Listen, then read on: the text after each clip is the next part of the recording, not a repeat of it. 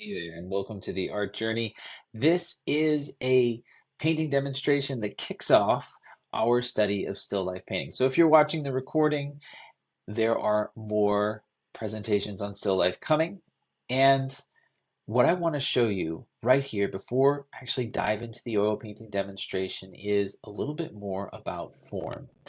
I'm really passionate about form principle in particular, because I believe it's the way that you make a painting look real. If you've ever had someone walk up to you and say, wow, your painting looks like a photograph. Now, you may have a very painterly, beautiful painting with all sorts of palette knife strokes and, you know, impressionistic glory, and they still said it look like a photograph. And of course, it doesn't look like a photograph. It looks like a painting. But I think what people are trying to say when they say, wow, it looks like a photograph is it looks real.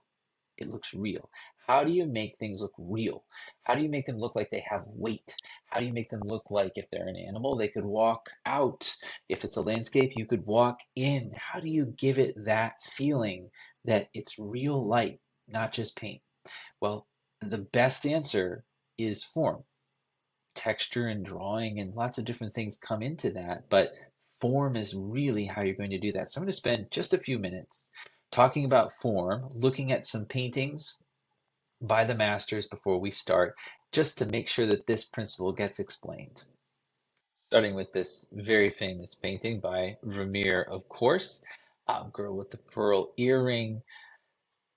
Now, the funny thing about this painting is, as beautiful as it is, he's really painting a somewhat simple scene. It's just strong north light, so that cool daylight through a window on this girl's face. And I want to just work out form principle on this painting. So I'm going to grab the direct light. It's off highlight here. And let's get this in. There we go. And also, I'm just going to get this shadow and let's put it on here like that in a way that you could see it on a sphere. Okay, so with those two basic things in first, it doesn't really look like form at all yet, but these are the two most important things. We have the light and the shadow. Those are the two things you need for form. So let's just start picking this out. This is the direct height, this is the direct light, and this is the form shadow. Okay, and then within the direct light, there's going to be what's called, of course, a highlight. So we can see it on the bridge of her nose, a little bit on her forehead up there. Let's put it in right there. I'm actually just going to make that a little bit softer. There we go. That'll look more like light. So there is the highlight right there. And that's starting to look a little bit more like form now, with some highlight on that sphere. Okay, so the next thing that we really need to see is, I think, the halftone. Now, the halftone belongs to the light, and you can see it here. It's right in here. And if you squint, notice how it holds to the lights, not the shadows. So the halftone in in the in the lights, we're just going to put it right along this edge, right here. In goes the halftone. And as you can see, the halftone does a lot for creating a better sense of form here. I'm going to actually just soften that edge between the direct light and the halftone a little bit more. Just going to trace my brush along there. And there we go. There's the halftone. And now we have something that's looking a lot more like form. Now, there's another thing that really, really helps this look like form, and that is the reflected light. So the reflected light is down here on her chin, and it is bouncing back up from her collar, from her neck. And let's take that and just put that in right here and push it up against where that core shadow is.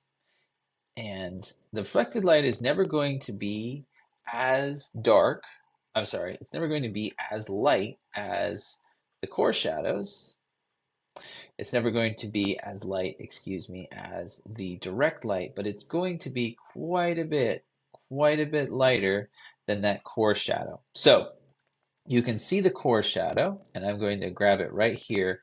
This is, if you track the light, we go from direct light to halftones, then we have something called a core shadow. It's that darker line between the rest of the shadow and the halftone, that darker line, watch how that is just going to make this form pop. Let me put that in. It happens right after the halftones, and it really makes that form turn. Okay, so that is form principle, and you can see Vermeer here is just using that that form principle. So let me just clean up this a little bit, and then you can take a closer look at it. This is form principle being used by Vermeer to create this beautiful form. And I say that to just encourage you because, you know, these secrets or tricks or whatever you may think of them that the masters use, that's exactly what we're about to use to paint our little pair. It's the exact same concept. Light works the same way.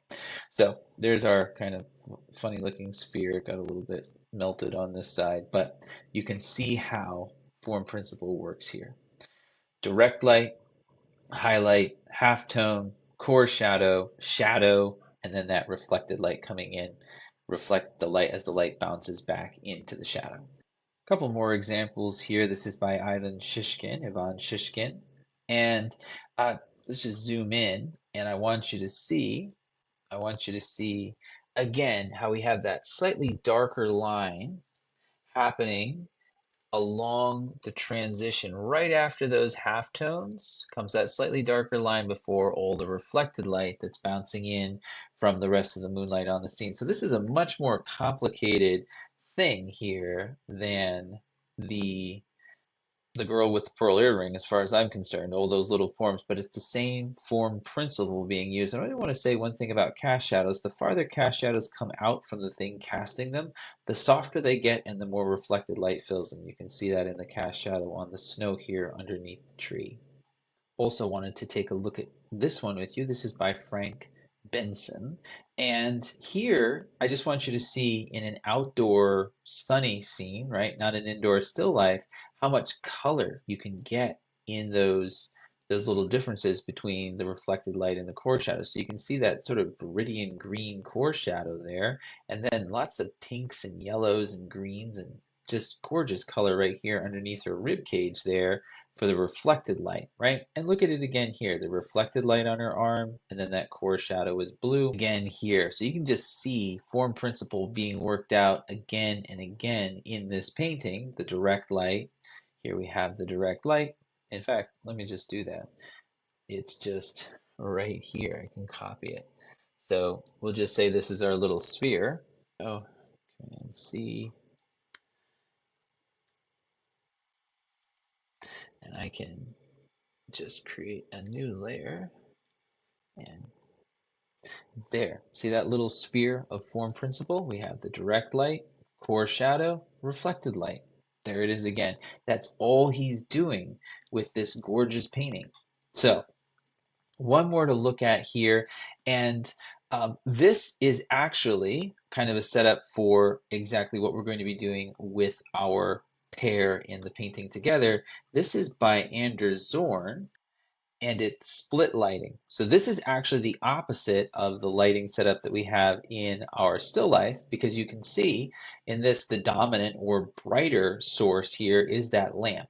There's more light coming from that lamp, and then there's either moonlight or, you know, I guess a faraway window or closed drapes or something like that that's giving you that very subtle gray cool light that's coming in from the right. In our painting, the strong light is daylight, so it's cool, and the lamp light is the secondary. But anyway, you can still see that stronger light on the left and how it fills in these planes, and then we have that core shadow between those two lights in this case. So I wanted to show you in these examples from the masters how form works, but I don't want to keep you any longer. Let's start painting.